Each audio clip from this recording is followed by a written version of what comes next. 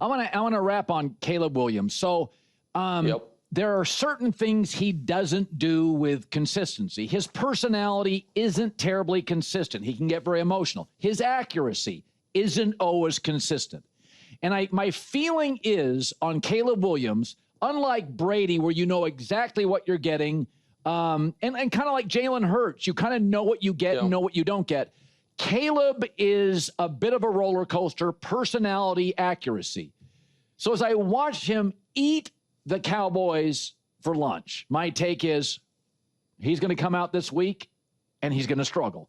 And you just have to come to terms with he has all this horsepower, but what Josh Allen has done to eliminate the reckless, I don't think he can do. I think they're different personalities. And as I watch Caleb, I'm like, we just have to get comfortable with the fact that he is going to drive Ben Johnson crazy about every other series. I watched Ben Johnson's body language. Caleb drove him crazy 6 times. And maybe that's just what he is.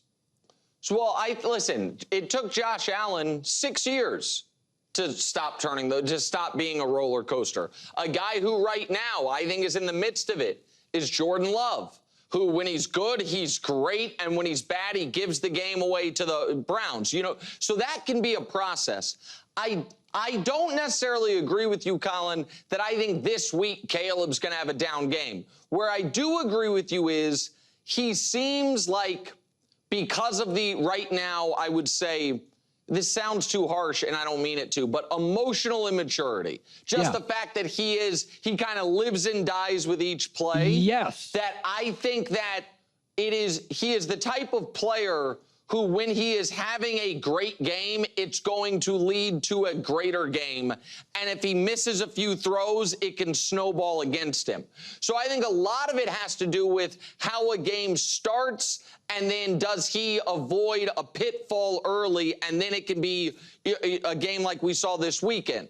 So, but I also think there is a huge opportunity for the Bears this weekend. They play the Raiders, then they have the bye.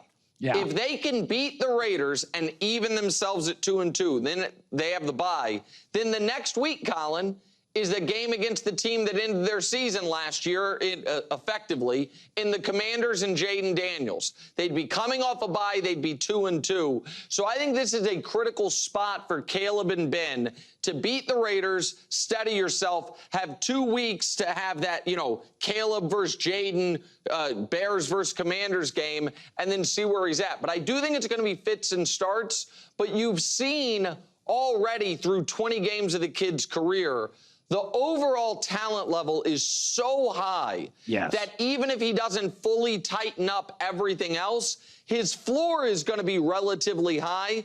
And if he does tighten up the other stuff, he unequivocally can be the guy that I know coming out of college, you and I both thought he would be, which is one of the very best quarterbacks in the league.